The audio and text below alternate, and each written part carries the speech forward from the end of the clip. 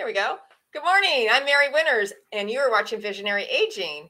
I am a gerontologist and the owner of About Senior Solutions, and we are going to have a fabulous show on seniors and adult substance abuse. Did you know that that is one of the most challenging and biggest issues within the senior arena and aging is prescription drug use, overuse, and alcohol. And those two don't mix very well. So we're going to meet with Peggy Franklin. We're also going to have Steve McCullough on with his caregiver question. And we will also have Melinda Hughes on, and she'll talk a little bit about how the body's affected too, in relation to dehydration and other things that take place when we're drinking a little bit too much. So first, let me go ahead and we'll have Steve go ahead and ask his caregiver question. So here we go.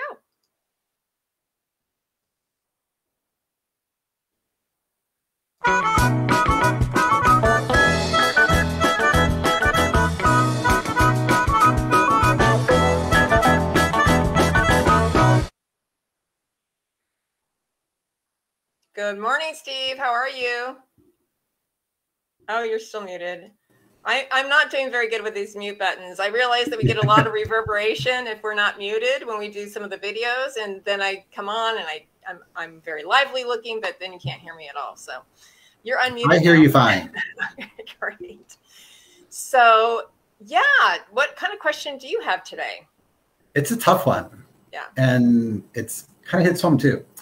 So my friend is going through this. So the question is, my elderly parent is home and bedridden. They're not eating. They're not able to eat, and they're refusing a feeding tube. So what can we do to make them comfortable? Well, it sounds like unless there's severe depression and maybe that needs to be dealt with, physically, if they're really more in a terminal position, hospice may be a really appropriate solution. They will come in and provide pain management and comfort care and make sure that their parent is getting the support and they are getting the support. The fabulous thing about hospice that people don't realize is it's extra nursing eyes. They get some extra care in the house. This is all covered under Medicare too.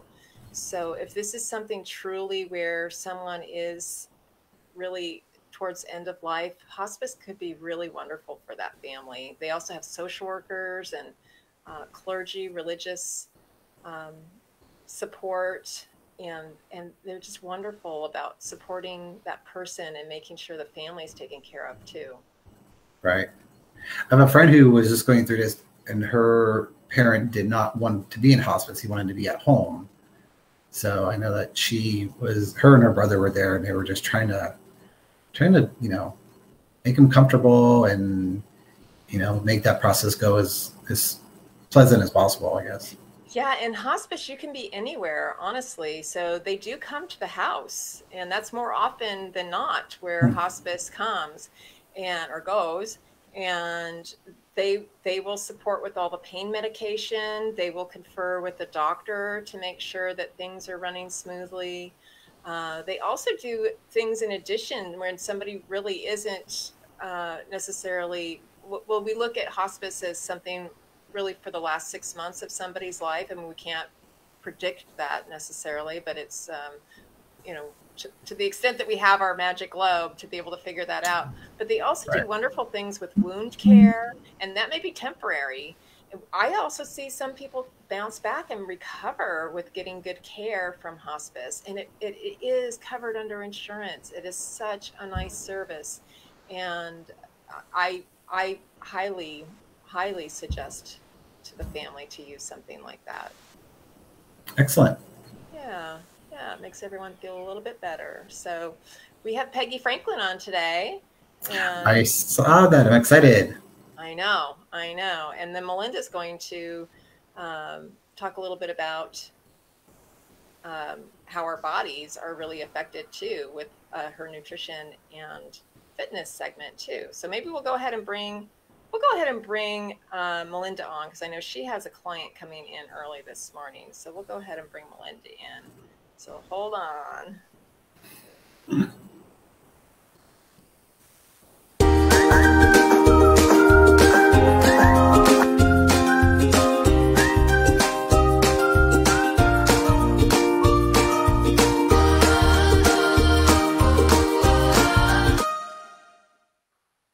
Okay, we're going to bring Melinda in here as soon as I find her. There we go. And how are you this morning? I'm going to unmute you so we can hear you. Oh, good morning. Unmute. Hi, how are Yay. you? I'm good. How are you doing this morning? Great. You're in the studio over at the Strength Shop, right? In Pasadena. Yeah, here we are again. Second week in a row that we're in the studio instead of at home. Sounds great. Got some people coming in. So good. So we have the fabulous Peggy Franklin coming on. She is the founder of Third Act Substance Solutions. And I thought, what a great question to talk with you about in regards to nutrition and how that changes our bodies, and share a little bit about your thoughts on that too. Well, really, there's every human being has two ages. We have our chronological age and we have our physiological age, which is the age of our body. There's pretty much three markers that the medical community or scientists look at to determine how our body ages, and those are the telomere length, which I'll get to in a minute, DNA methylation, and blood markers like blood pressure, glucose levels, and fasting glucose levels. The telomeres are basically, they protect our chromosomes. So as we live, our cells continuously divide. That's how our cells replicate. And each time the cells divide, our chromosomes suffer a little bit of damage, and that's how aging occurs. So the telomeres protect the chromosomes from damage as our cells divide. So the longer, in studies, the longer your telomeres are, the younger your body is. And one of the fascinating things, and the telomeres this also protects your DNA from being damaged. So one of the interesting things about this is that when you're very young and when you become older, when you're a senior, your telomeres and your DNA can be affected at a much faster rate. So it kind of like it goes much more quickly when we're children, and then when we get into middle age, it slows down the rate at which our telomeres shorten and our DNA and our chromosomes can be damaged, and then it speeds up again as we become seniors. And one of the things that speeds it up or accelerates it is binge drinking. So that they define that in the studies as more than 7 drinks in a sitting. So they haven't found anything conclusive about moderate alcohol intake one way or another on how it ages the body. But certainly binge drinking, and if somebody's really struggling with addiction, there's several reasons addictions form later in life, as I'm sure Peggy will be discussing with us. They may be drinking that much. So that's really going to accelerate the aging of their body, and the aging of our body is what determines the onset of chronic disease and illness and eventually mortality. So it is something, binge drinking specifically is something to really be careful of as we get older. Absolutely. Yeah, and all the medication we may need to take too. Yes. Changes as well. And, it's interesting because when you talk about the telomeres and your DNA being changed, we also talk a lot about environment versus hereditary or genetics. Mm-hmm. And we're changing our genetics then and forcing the environment to take over and control poor results in aging, which is very interesting too.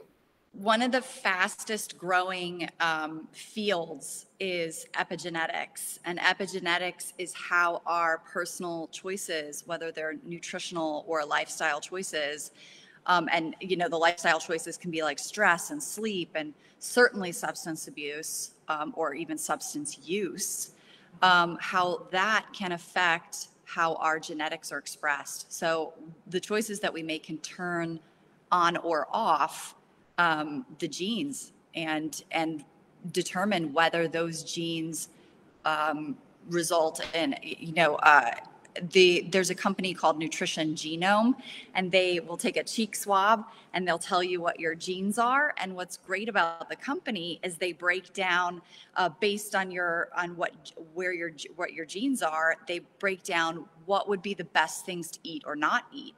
My grandfather passed away from colon cancer in his 60s, like very young. And so when I did the Nutrition Genome, the gene for colon cancer is in my heredity, and came up on the test. And one of the things that the test said, in order to not have this gene express, you need to stay away from meat and processed meat products in particular.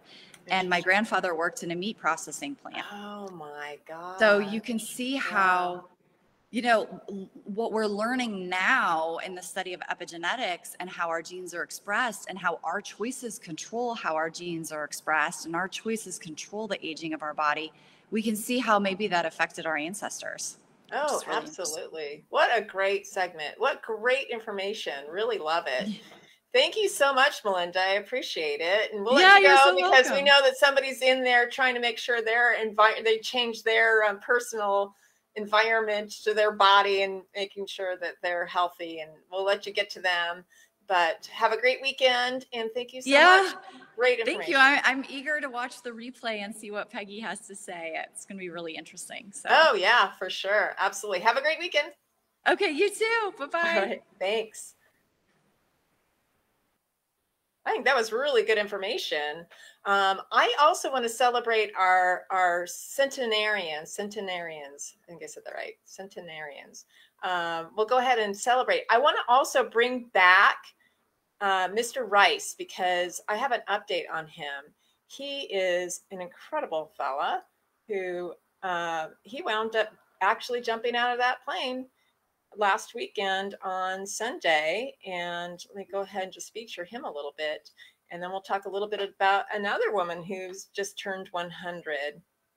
He was celebrated by jumping out of this plane. And I don't know if you remember the story from last month, and we kind of got cut off a little bit too. But he was a paratrooper and jumped out of a plane on D-Day as a paratrooper.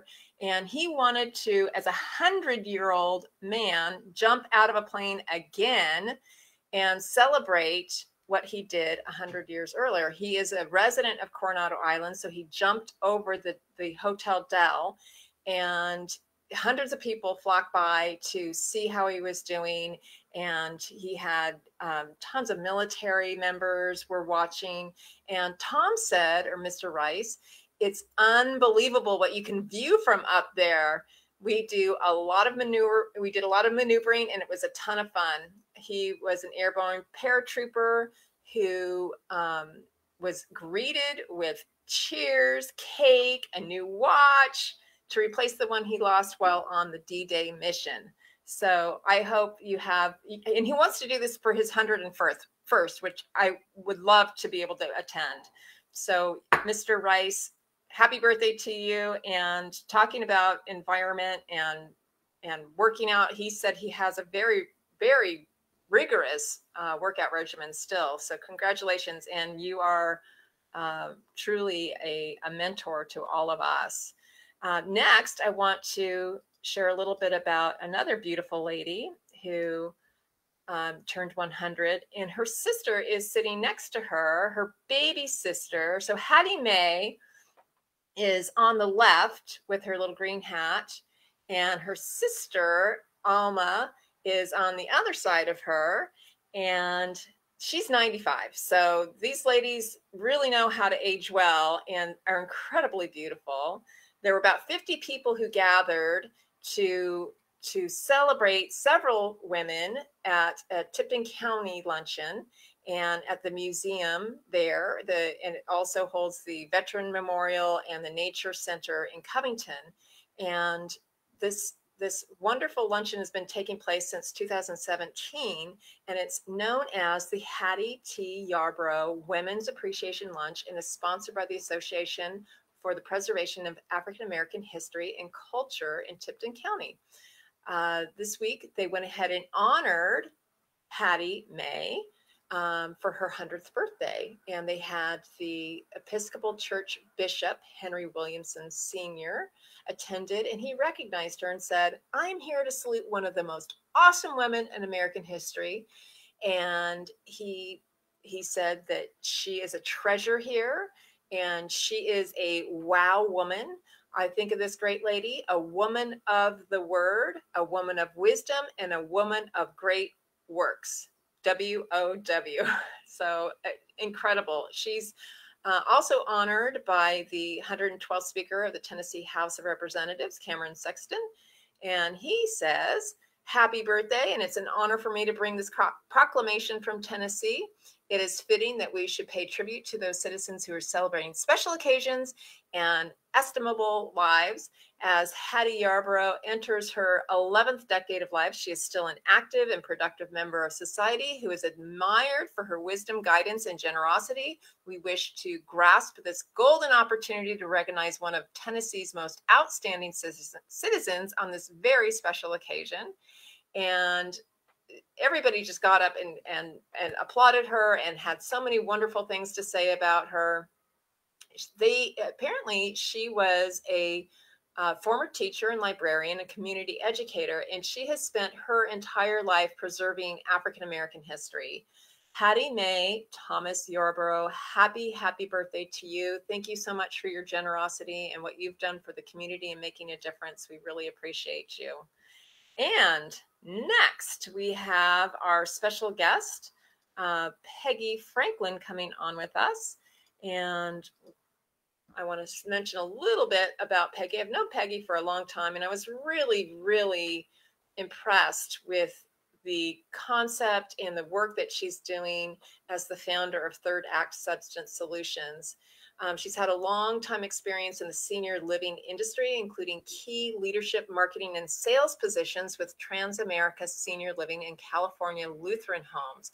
Throughout her career, she's developed strategic marketing and business growth plans with the goal of providing superior senior housing. Known for developing Bridgepoint, the first assisted living community in Beverly Hills, Peggy is an adjunct professor in the Graduate School of Gerontology at the University of Laverne Business Management School. She has served as a chair of the board of Women in Recovery and is a member of several senior living associations. Peggy founded Third Act Substance Solutions to help build living communities that welcome, embrace, and attract older adults either in recovery or seeking recovery. Please welcome my friend, and actually she was also one of my professors in graduate school, Peggy Franklin. And she'll join us here in just a second. Go ahead and hide. Hi, Tom, too. Hi, good morning. Hi, Peggy. Mary. Thank you so much. What a great introduction. Wow. Oh, absolutely. So tell us a little bit more about not just the concept, what is Third Act doing, providing for seniors too? Well, I will certainly do that. But first, I'd like to take the opportunity to thank you for inviting me about this subject. It's always good to work with you and whoever we're working on, but I was particularly happy that you wanted to take a look at this issue because it's really a health problem, a growing health problem in our country. Yes. Alcohol and particularly prescription drug overuse, misuse. Mm-hmm. And we really don't know enough about the issue, how to acknowledge it, how to understand, and how to help people with the problem. So I applaud you for bringing it to the forefront.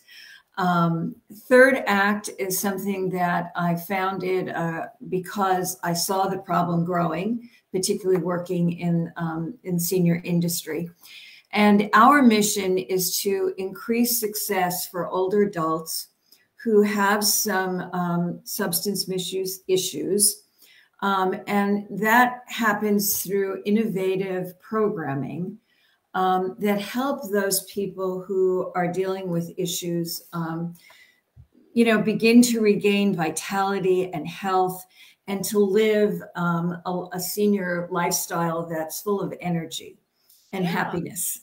Absolutely. So Absolutely. I thought it was wonderful listening to Melinda, because some of the things that she's talking about are, you know, what we recommend.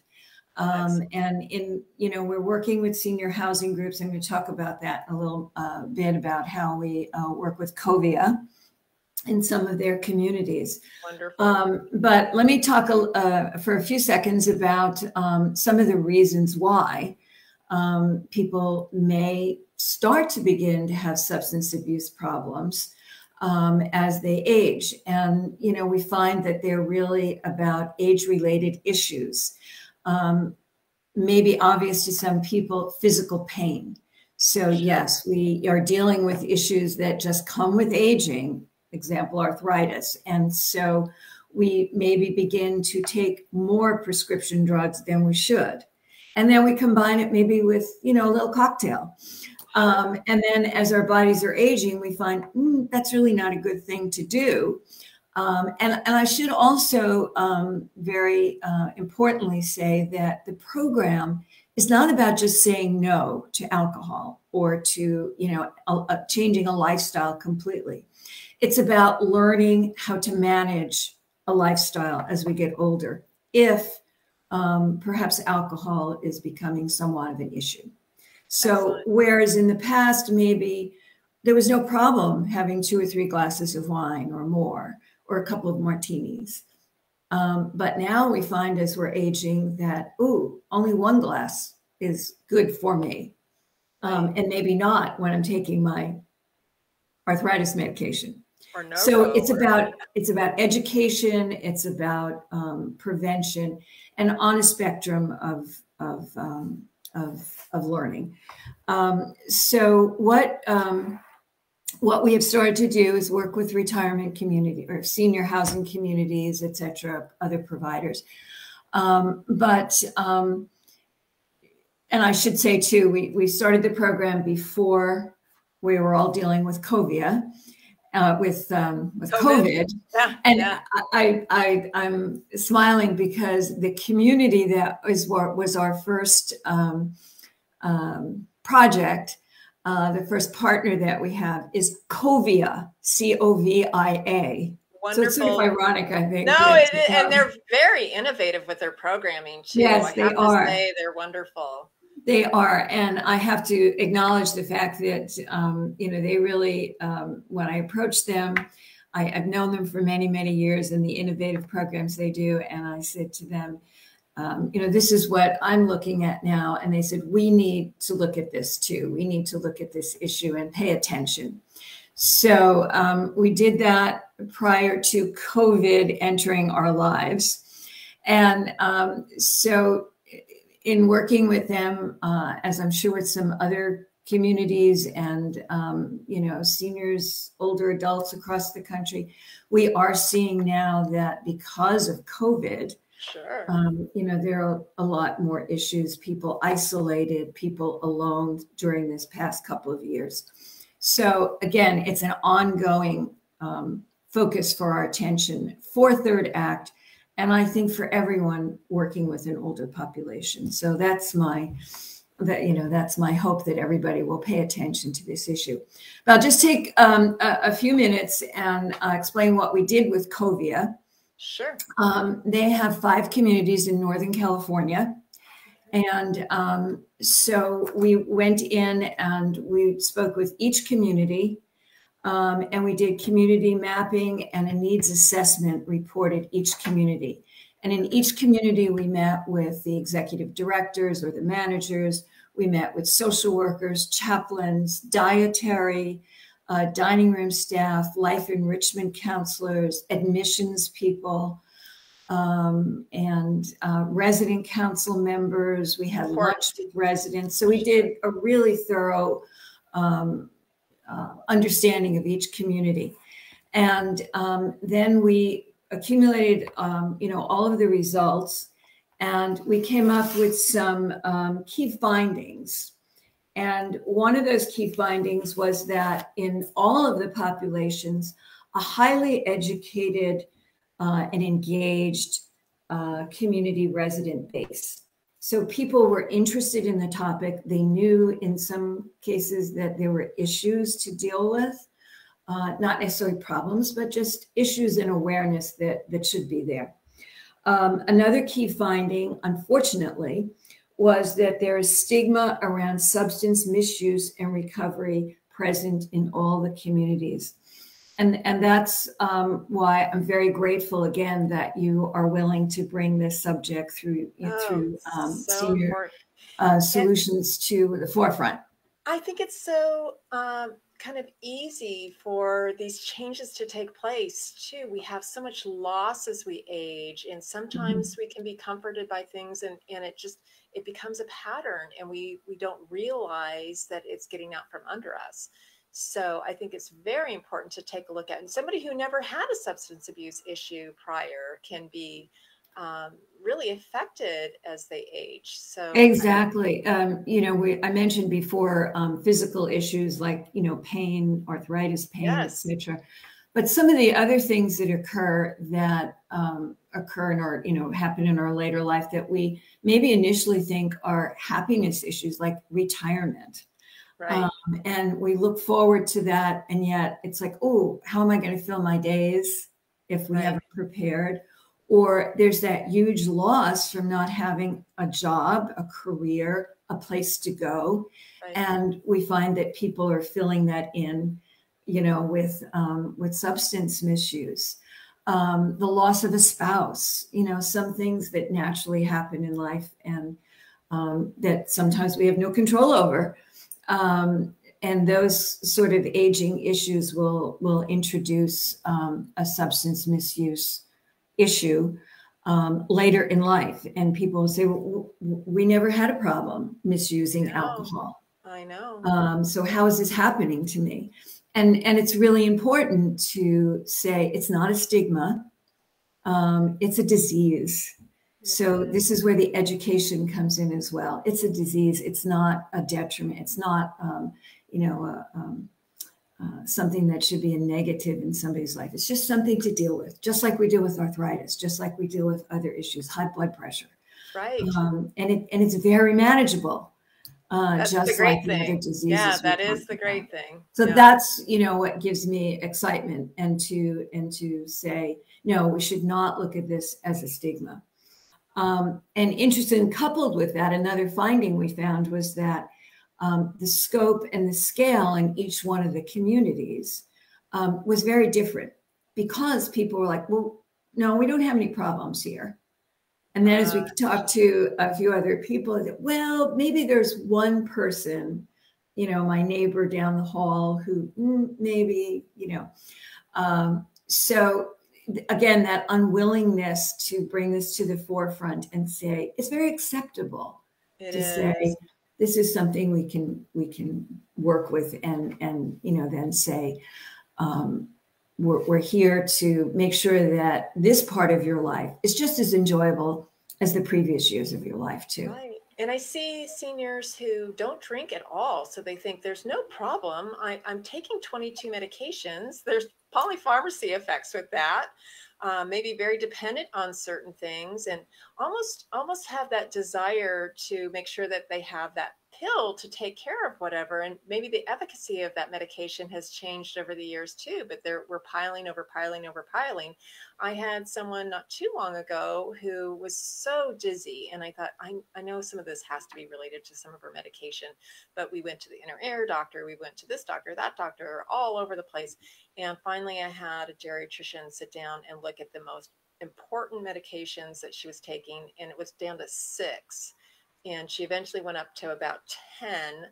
But boy, oh boy, when you start piling all those medications up on top of each other, it just has such a horrible effect on your body and pain medication, especially too.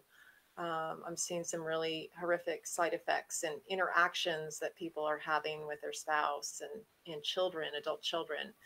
Really challenging, and something in addition to alcohol, some of the heavy opioids and narcotics that our seniors are on for pain. It's so challenging. So I really applaud what you're doing. It's absolutely amazing, the work that you're doing. Thank you. Thank you. And you're right. It's really You know, sometimes people don't drink at all, have any alcohol in their lives for many reasons, but now the pills and the over the counter, not over the counter, but prescription drug pills, and all the interactions. And in your work, you see that, as you just pointed out, so much. So, you know, that's a huge issue for us to deal with. So seeing that, and, you know, working with the medical community, working with what you do, geriatric assessments and advisement and management, you know, we have the opportunity then to, you know, put into effect some of what are we going to do to manage this, you know. And what we suggested for the COVID communities after our findings was that we look at, as I mentioned before, a spectrum, starting with prevention, education, well-being. And at the very far end is possibly, you know, some kind of intervention and recovery. It's really at the far end. So it's so important for me to get the message out that there's a lot of things that can be done on what I call the front end of the spectrum. Nice. And that's, you know, comprehensive data-driven education, peer discussions, working with, you know, people who have life experiences with their families, you know, with other seniors. Staff programming. There was real hunger in the retirement community situations for people to be trained. Staff was really, how do we help our residents? Sure. Many people have never been faced with that. They've Absolutely. never been faced with that in their family, or you know, peripherally, maybe watching, you know, colleagues or students in school, but many people have never dealt with that. So that's wonderful that you're able to educate the team members that embrace the seniors. And that's where we would start, you know, with team education, staff education, and then that, you know, helps them to be empowered. Absolutely. To help them work with the residents of the community. So I think that I know that there's tremendous opportunity for Third Act, but to work as part of, you know, helping our older adults really have a fulfilling and vital life, even dealing with some of the issues they may be dealing with now relative to substance misuse. Is this something you think senior centers could use too? Yes, absolutely. You know, I've approached the housing communities because that's my background.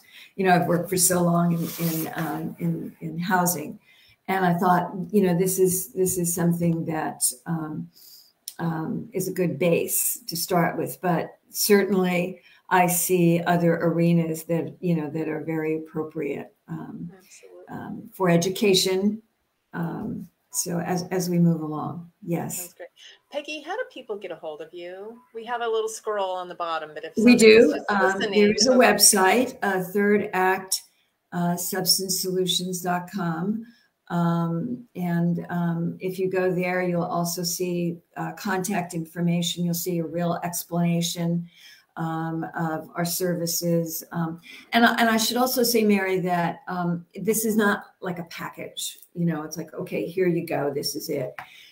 We work with each community or each senior center or whoever, and we say, what's appropriate for your community or for your service to seniors to give the best approach to this solution.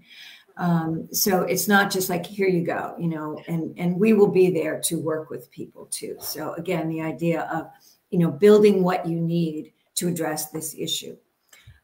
So I think the best place is the website. My phone number is there. Anyone can call me. Happy to talk to you and see what we can do best to provide another dimension of care for older adults in our population. And quality of life. Let's get our life quality back, of life, right? Yeah, vitality, energy, till whenever. Yeah. We want to have it as long as we can, for sure. Absolutely. We don't want to have anything strip us from that. So thank you so much, Peggy. Thank you, Mary. I hope you do reach out if you're a community or part of a senior center or an individual who'd like to make a difference. Please reach out to Peggy and Third Act. All right. You have a great weekend now. You too. Thanks again. Thanks. I love that program, and I think Peggy's doing a fantastic job in the community, supporting us with our needs there. I thought it was so unique when she originally talked about what she was forming, and I'm so glad that she came on to share that, because it's so unique and so needed.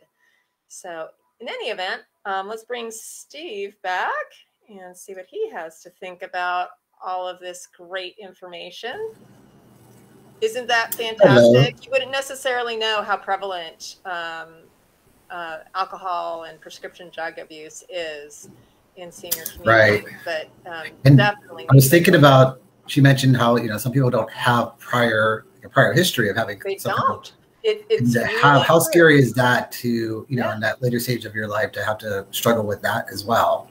Right. So crazy. But the help is out there, which is so great. And I love that she is educating our communities, and we can get the word out. I think it's just really important because it's fixable. That's the thing. If we can fix it, we want to make it. We want to make a change. So so make good resources. Absolutely. Anything important or exciting that you're doing for the weekend? Well, nothing too exciting, but I wanted to mention, because we talked about this before, today is National Radio Day. Oh, okay. And it's also National Chocolate Pecan Pie Day. Well, not just regular pecan pie, but chocolate pecan pie day. Exactly. So I encourage everybody to go out and get a nice slice of chocolate pecan pie and turn the radio on and there you go. Combine the two. I might just dip my pecan in a little bit of chocolate. How's that, instead of the whole pie? I think that'll work too. Okay. All right. Sounds good.